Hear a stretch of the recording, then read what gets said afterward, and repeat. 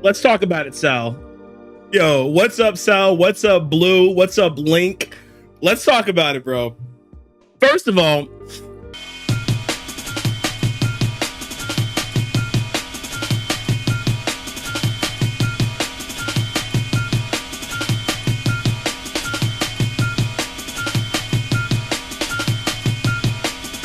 welcome again, guys. I am TheRealHNIC. My goal is to entertain you guys for 3 to 4 hours, depending on how long I stream. Pretty much everything is discussable here, honestly. Rather, this is the greatest form of flattery that I could ever receive in my life. Like, when it comes to streaming, bro, this is how you know that you've actually done something right.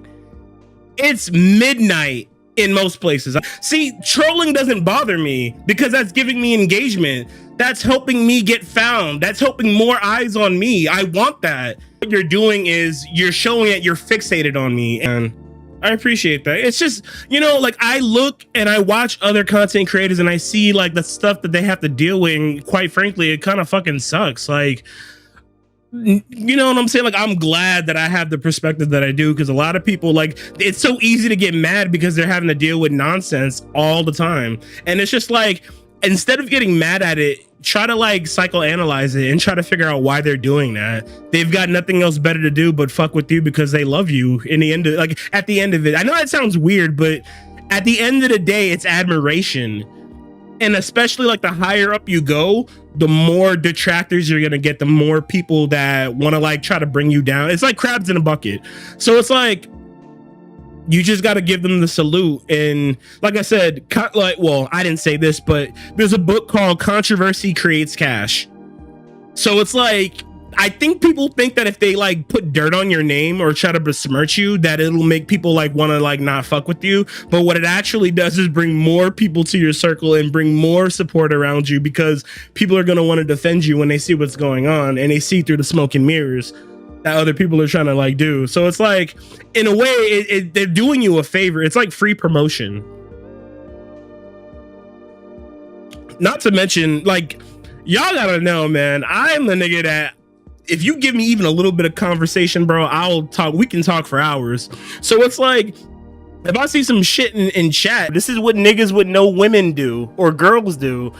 Because when I was 16, 17 in high school, I was focused on girls. I hate to say I was a little, you know, but that's what I was focused on girls. I was focused on getting better clothes and like, you know, getting better grades and stuff like that. Just bettering myself, you know, at that point. And just like, that's what I was focused on. You couldn't fucking pay me to be like trolling somebody for what? For free? Just like, I mean, I did that when I was in like junior high. I admit it. Like, when I was in junior high, I used to like prank call people and stuff like that. But I mean, that's it. Like, it's just me and my friends used to fucking prank call people when I was in like junior high. But it was like, you grew out of that stuff immediately, bro. Cause that's not like, nobody wants to fucking be dealing with some childish ass person.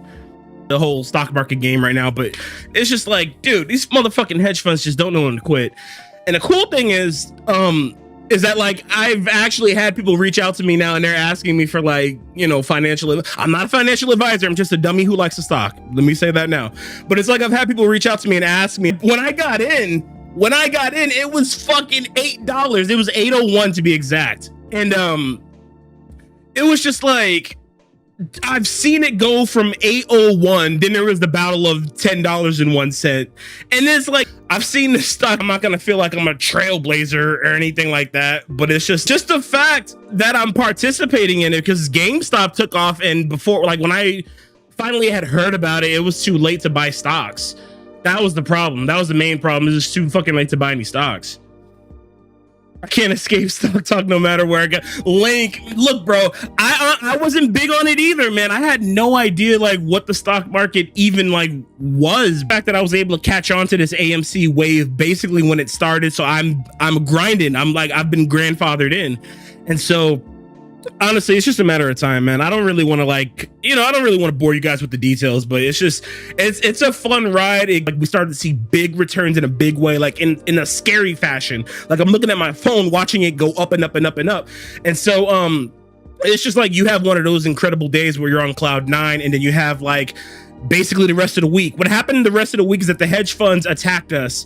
And so basically, like in a nutshell, in simpler terms, it dropped the stock. And so when it dropped the stock, basically that's supposed to scare new people to the AMC game. So basically, for example, Sal, you buy AMC, you're like, okay, I'm hearing that Real's having success with AMC. Let me go buy some AMC. And then you have a really bad day where like the stock drops and now you're like, oh fuck man, I'm losing money.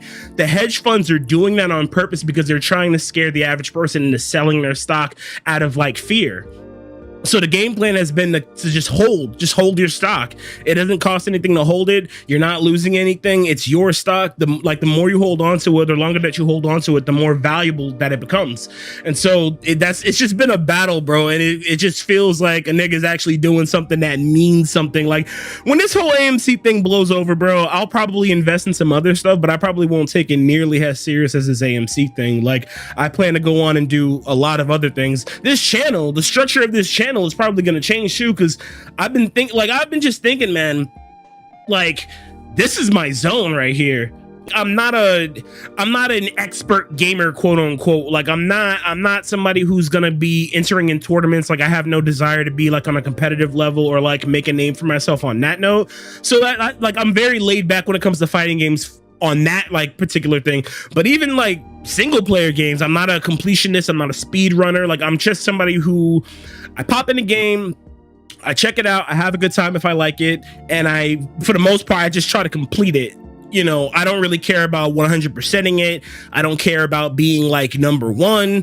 That doesn't really matter to me, because in the grand scheme of things, like video games are just like, and I'm not trying to get on like a deep talk here, but like video games are just like a form of relaxation, like a medium. Like I said, it's gonna get to a point where I'm gonna start evolving like over time, like where the gameplay is still going on, but it's just really taking a backseat to what I want to talk about and discuss. I've always been a talker. I've always been somebody who can like just fucking like, I'll talk to you about anything, man, if I'm pretty comfortable. And if you're respectful to me, I'll be respectful to you. That's how I've always been. And so I always have something to talk about, or you guys will come and give me something to talk about. And that's really, I think, the meat of this like channel and like what I'm trying to like do here. Because the gameplay is fine, but I'll be the first to tell you I'm not like the best. So it's like, you know, sometimes you might get a comment like, oh, so-and-so is getting bodied, or like you lost. And I'm like, I mean, yeah, but I also don't care. So it's like the average person that watches like a streamer, I think they're under the impression that the streamer is supposed to be like amazing, like at games or whatever like that. Like they just have this like impression of, oh, well, I'm watching you, so you must be good. It's like, nah, nigga. I mean, yeah, I'm playing a game, but just don't have the drive that some people that take it to a competitive level have. And that's okay. Like I just would rather direct that to more important things. Like put it like this, the way that some people see being competitive in Smash and like trying to like enter tournaments and you know, oh, I'm number one, like that kind of thing. That's how I view like AMC and the stocks right now. So I guess I kind of understand, because it's like I'm all in on that, and that's like that's what I read about most of the day. That's what I'm checking up on. That's what I'm like studying on. And it's like, I guess I get it for people that want to be competitive, but it's just like, that's not how I see these games. Like that's not how I see playing a video game. It's just a game at the end of the day. So it's like, I see other content creators having to deal with people who are just like toxic. That's what I'm saying. So like, what's the point in being so sweaty? It's just like, I don't get this like ego thing with playing games online, especially fighting games online. It just seems like it breeds like a lot of toxicity, man. And if you're actually aspiring to be a competitive player, like if you actually want to take your game to the next level, like I can understand that, but then why are you in like some random person's lobby? It feels like you would rather be like doing something else or something greater than that. So it's just kind of like, it feels like big fish in a small pool mentality, where it's like, if somebody thinks that they're like the shit, they'll come to like someone's lobby, try to beat everybody in the lobby or style on them, and then be like, huh, nobody can beat me, I'm the best, this lobby trash, and then they leave, rinse and repeat. Or they'll come in with that same ego, get beat by somebody in here, or God forbid me, and now all of a sudden there's an excuse, or they fucking like leave the game, like they rage quit. We've seen it. But it's like, I just don't get like why. It's just a game at the end of the day. Like, but then the biggest thing is that, like I said, this is my biggest like reason for like taking a game seriously or not. We're not even playing for money. We're not even playing for tournament placing. Like, why are you trying so fucking hard to win the game? Like, I get it. We all have a competitive sense. Like, you know, we all, especially like if most of us are guys, like, of course we have that competitive drive to like want to win. But it's like, dude, we're like, I think this is really goes out to like the people that rage quit, like when they lose, or like leave immediately once they lose. It's like, dude, you can't win every game. Like, damn, some people don't even know how to accept a loss, and that's the problem. That's the biggest problem. You know, like, you can't win every fucking game. Because you came in here with an ego, so now we're expecting you to be the shit, but then you land on your face and you just leave, never to be seen again. It's pathetic.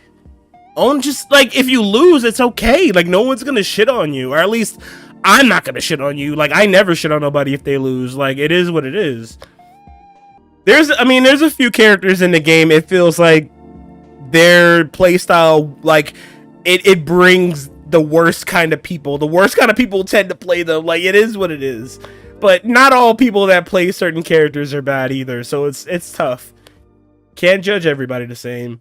I feel like I've evolved past the point of like complaining about certain characters or certain matchups. This game is fucked, for better or for worse. Like, you know what I'm saying? It is. It just is. It just is.